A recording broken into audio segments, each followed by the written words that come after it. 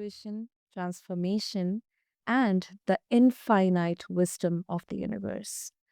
I'm your host, Sana, and today's episode is all about stepping into the life you were truly meant to live, not the one society has conditioned you to accept.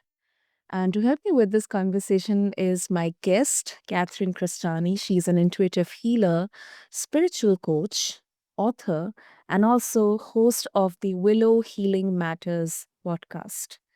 Now, Catherine's journey has been one of profound transformation, listeners. She walked away from an unfulfilling marriage, sold a company to escape a toxic partnership, and ultimately left the traditional business world to embrace her calling in healing, spirituality, and intuitive writing. And she now helps people all over the world shift from ordinary to extraordinary by tuning into their intuition, trusting the universe, and rewriting their own story. And today on the Cosmic Confluence, we'll be exploring how you can create a life that's truly yours, the power of intuitive living, and why you are already enough, just as you are. So, if you have ever felt stuck in a life that doesn't quite feel like yours, or you are looking out for the courage to step into something bigger, this conversation is for you. So let's quickly dive in. So, Catherine, welcome to the show, and it's an absolute honor having you with us. Thank you, Sana, and thank you so much for that introduction. It just summed up me entirely. Thank you. Catherine, your journey is so powerful. It's spiritually so powerful. It lifted my spirits up. So, leaving behind what wasn't serving you and then stepping into an entirely new way of living, it requires a whole new level of courage, grit, and resilience. So, what was the biggest turning point that led you to trust your intuition and the universe? I feel the universe likes to give you multiple things, right? When you think you've got it all figured out, and then it will throw you a curveball and make you realize, hey, actually, I need to get back on a different path or get along there. But the first catalyst point that I remember is I was out to dinner with some friends that from high school, and one of my friends was driving me back home, and I used to like love music. I used to create like mixtapes. I'm showing my age here for my friends, and you know, create CDs, and they put it on the car and be really excited. And that was like such a creative outlet for me. Like I love doing that. And then I just stopped doing those things and I stopped listening to the music I loved. And I started being the people I was around. And I even changed what radio station I listened to. I actually never liked that music, but I did it anyway because that's what my partner was doing at the time, And my friend turned to me and he just looked at me and he said, I don't know who you are anymore. And I sat back and I thought, I don't know who I am either. And then it started this massive self inquiry because I numbed myself from life. I completely turned myself off. And when I chose to have the courage to step away from my marriage, and it was I always believe when you're in a relationship, you either grow together or you grow apart, and we just grown apart. We met when we were just before I turned 17. We got married when I was when I was 21. Like we hadn't even experienced life yet. So instead of growing together, we just grown apart. And from there, I was so happy. Like I was just like people commented, look, like, have you lost weight? And I joked that I'd lost like 90 kilos because I'd lost my husband. And and I was just full of life again, and everyone said, "You're just happy again and you're making more jokes." And I hadn't realized how much of myself I'd actually shadowed away and I'd put on that side. And then I actually attracted my husband now, who challenges me every day. And I need that. I need people that make me think and challenge and push. But at the same time, if I do something crazy, he's like, all right, I trust it. So, then I started like when I was happy in my personal life, then the light got shown on my business life. And I was really unhappy there. And I actually took my husband to externally call it out that I realized, hey, that's actually not for me. I need to step away from that. There's something bigger than this. And, my career was in allied health as a speech language pathologist, and everyone kept saying to me, even once I'd step out of this partnership and I built my own company, they kept going, oh, your job must be so fulfilling. And I'm like, no, it's not. And they're like, but you get to help children speak. I was like, I do. And that's beautiful. And I love working with children. And I think they're amazing and miracles. And I love how, you know, open they are. But at the same time, this isn't fulfilling my soul. This isn't filling me up. I was the hit the snooze. How many times can I hit snooze before I roll out of bed?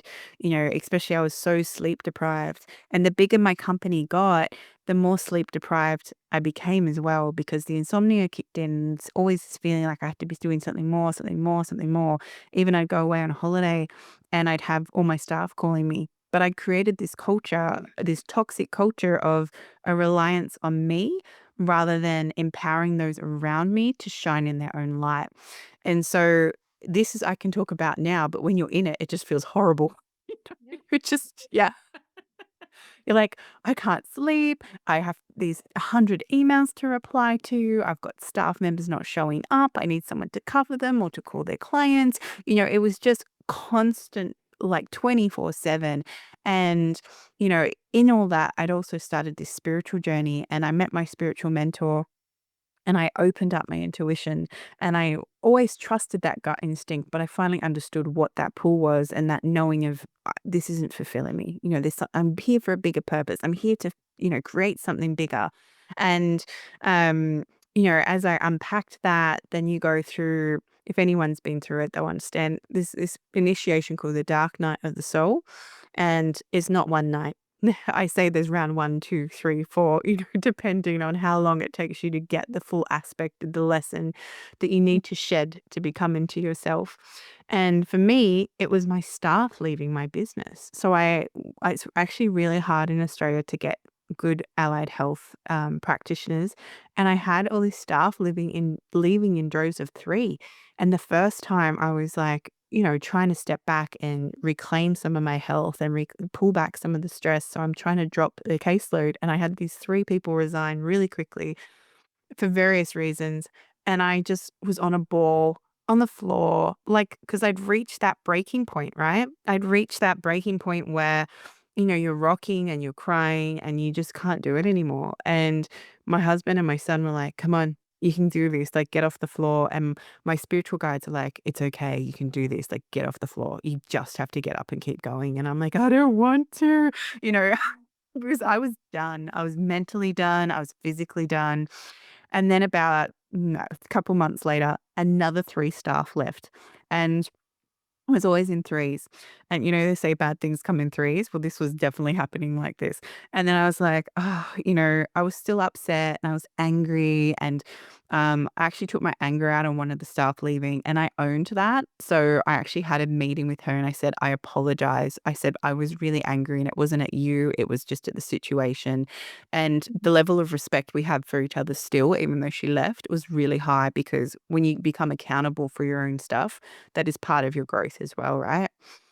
And then I had a month later, another 3 staff left. But by that point, I was like, you know what? They're not meant to be in my life anymore. And it didn't even affect me. And I knew it was done, you know, and it was that initiation and that repetition that helps you reflect on yourself and go, all right, this isn't for me. And it was at that point too that I'd already decided I'm selling this company. I'm letting it go. And I joke with my boss because I stayed on to work with him as part of the contract to, help with the handover and that sort of thing. I always joke with him that he bought my stress because as soon as I'd handed over the reins, I was so happy. And I remember the day after we did the handover. It was a Saturday morning and I was running this beautiful nature camp with kids, right? So I was so excited taking kids out into the bush, getting them to be in touch with nature, being around their beautiful curiosity and their wonder. And I had a staff member or an ex-staff member, because I no longer own the company, ring saying he'd slept in. And I went, not my problem. You need to call your new boss. And I was so happy. It must have felt so good. It was the best. It was the best feeling just to be able to discharge that emotion and just go, wow, this really isn't my problem anymore. And it was almost like the universe saying, look what you've created for yourself. You've created this space. But then from there, I thought, great. this is great. I sold my company. I sold it for $250,000.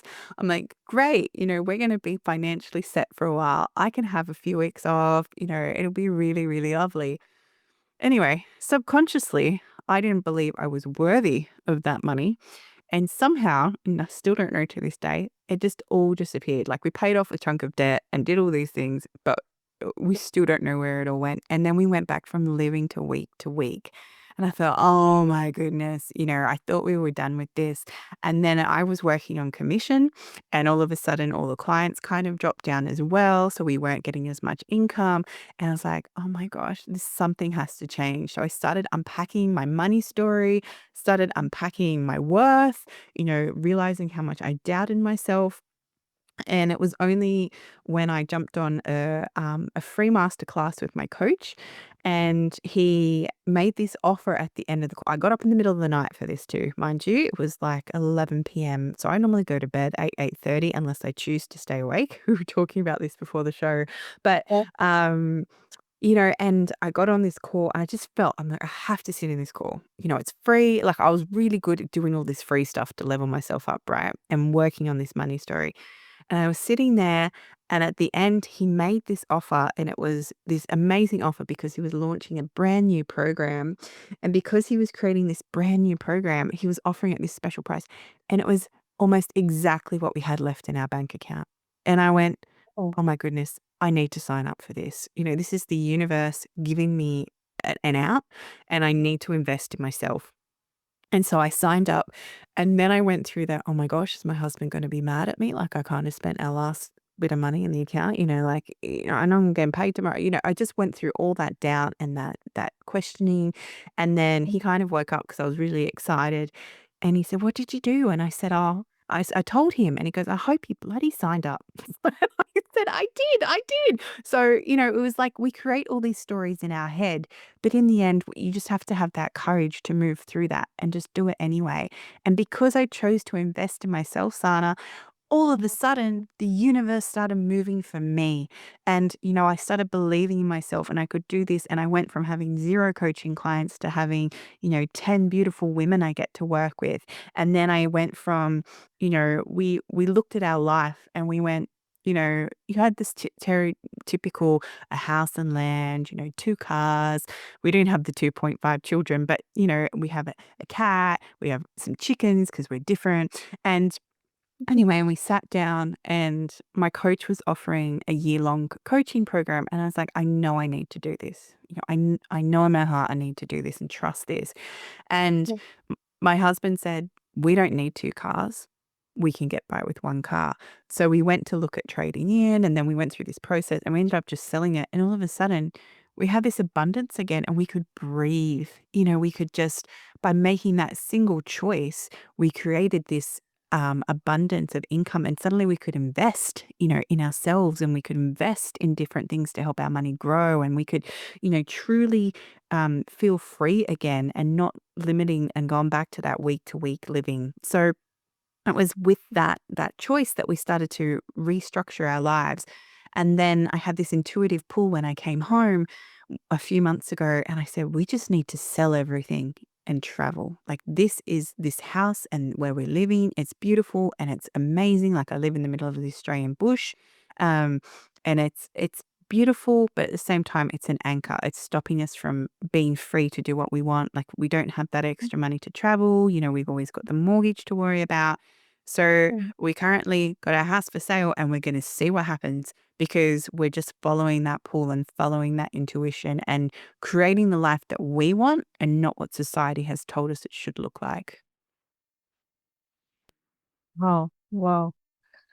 I mean, so it's like, kind of some reading a summary of a book, of someone's whole journey, chapter by chapter.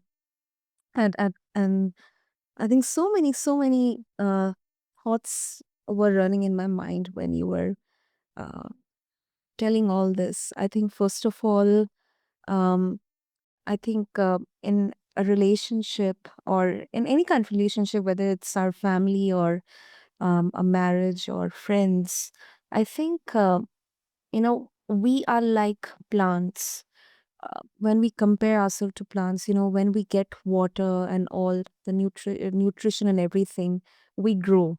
But if something or someone is sucking out that energy, that joy out of us, and we have to change just for the sake of pleasing the other person, change completely, then we are lifeless. I mean, initially, yes, of course, in every relationship. In fact, I have also gone through this, that, I am changing some of my habits or certain of my habits just for the sake of love.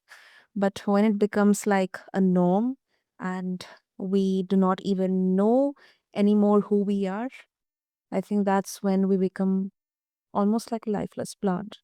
So, uh, Agreed. And the people that you surround yourself with is so important. And I've been going through this actually as well, this transition where sometimes you feel you're surrounded by the right people, but then when you share your dreams and your visions with them and they start to pull it apart and pull you down, you realize they're not my people. You know, you want the people who are going to there push you along and see you exactly for who you are as this beautiful shining light in the world, ready to change whatever aspect it is, whether it's your home, whether it's your community, whether it is the world. And through, being around the right people that will push you to do that. And, that is the biggest thing because the energy they have, we usurp their energy. So if you're around people all the time that pull you down or constantly make you think that you can't do what you're doing, get some new friends, people. And if it's your family, you have to create these healthy boundaries and have really powerful conversations with them because if they want to stay in your life, they need to support your life. And I know that sounds really harsh, but sometimes if we constantly listen to everyone else around us, we're going to start to doubt our intuition and doubt what that pull is and our trust inside us. And don't get me wrong, people said to me, when I said, "Oh, we're going to sell a house," a handful of people said, "Oh, you're crazy. I can't believe you're doing that." Da, da, da, da, da. And I was like, And some were my family. And then on the other hand, I had other people going, "Wow, that's amazing. Go for it. Just follow that pull." And I was like, "Yeah, you're the people I want in my life." lovely, lovely. And talking about your work, Catherine, in healing, it goes deep into quantum realm and DNA restoration, energy clearing. So, what exactly is this spiritual epigenetics, and how does it help people shift their lives? From this society's cookie cutter life, which you just kind of described in your own journey. Yeah, definitely. So we we forget how infinite we are, and we are born with this beautiful divine blueprint from God, universe, creator, whatever resonates with you, whatever bigger energy you believe in, right? And when we are born, at the moment we are born, even before we are born, we start to be influenced by what's happening around us. So this can be our beliefs from our mums, from our dad, from family, from society, from culture, and then we have our own trauma happen to us and we get our own belief systems. And all these things dampen our ability to shine our light and to tap into our divine DNA blueprint. And what that means is that we have all this junk DNA and it's not junk. The thing is, if it was junk, we would have evolved to drop it, right? So it's still there. And the reason it's still there is because that is where all the magic is. That is where all our gifts are and our intuition. And the more you tap in and trust yourself, the more these things start to light up and flourish. So I was in a breathwork session and I entered into a past life regression and I got regifted all this knowledge. So I'm very blessed and very grateful for that. And essentially, I was in this temple with this person, and they just kind of hit my head between like your eyebrows where your third eye is, and they go, "Here, go, have it back." And then I had this memory of how to work with the DNA. So I started to work in the quantum field, and in the quantum field, anything is possible, right?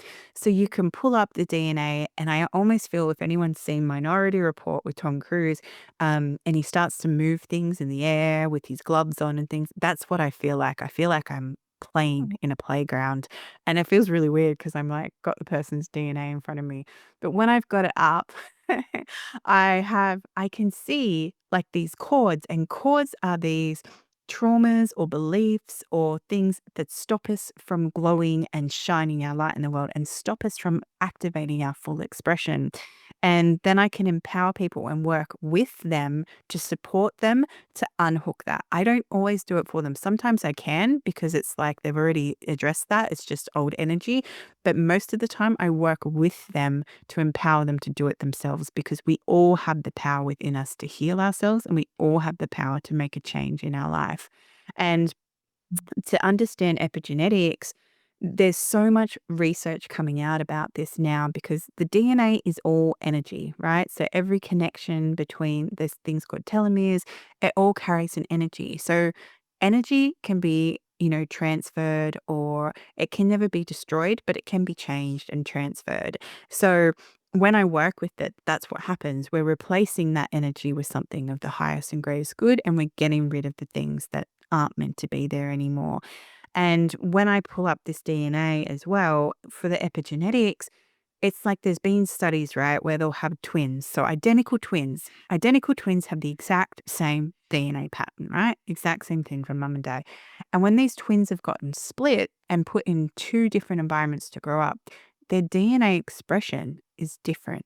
So depending on the socioeconomic status, depending on the loving environment, what traumas they go through, what beliefs, they have completely different expressions.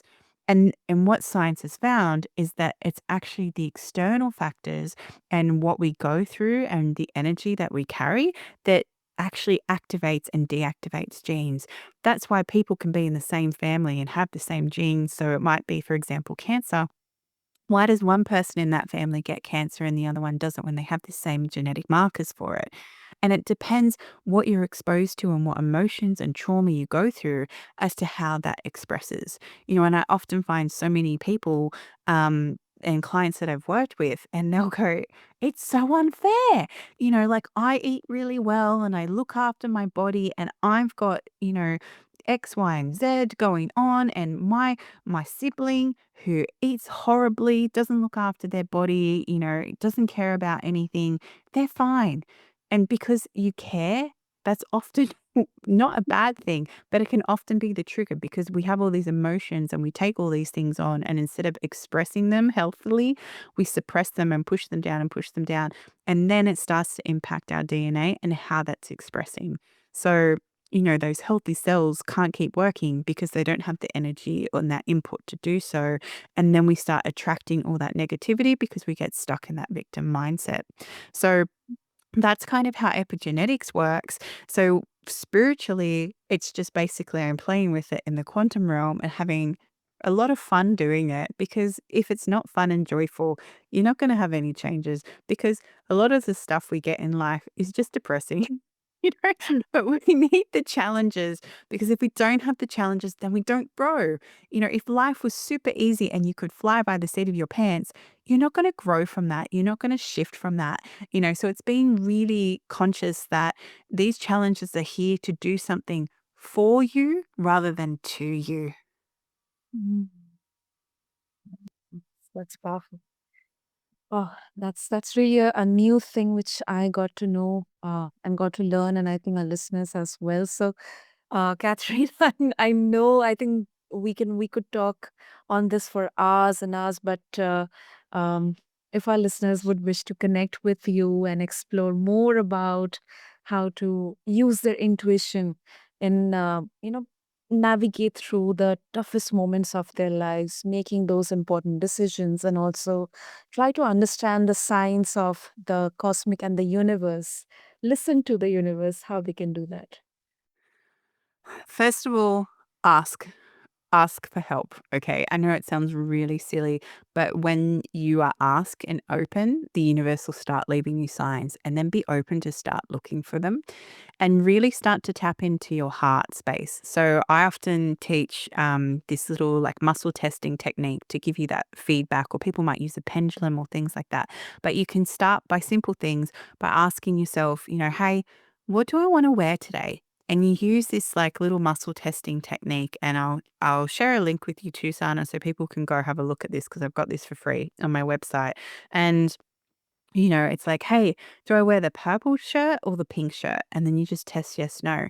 And, or congruent and not congruent. And as you get stronger in that, you're starting to trust your intuition more because then you'll suddenly one day just get the answer before you even ask the question, and it's about having that reinforcement with you. And that's all I did to start unpacking my gifts was just started by working on, what clothes should I wear and trusting that yes, no intuition and then what should I eat? Yes, no intuition. So if I go to a cafe, I can order really quickly because I just go through the menu, narrow it down to a few things, and then I ask my body and ask myself, do I want this? Yes, no, yes, no, yes, no. And I already know. So I don't spend 20 minutes wasting time looking at a menu. I'm already done in a couple.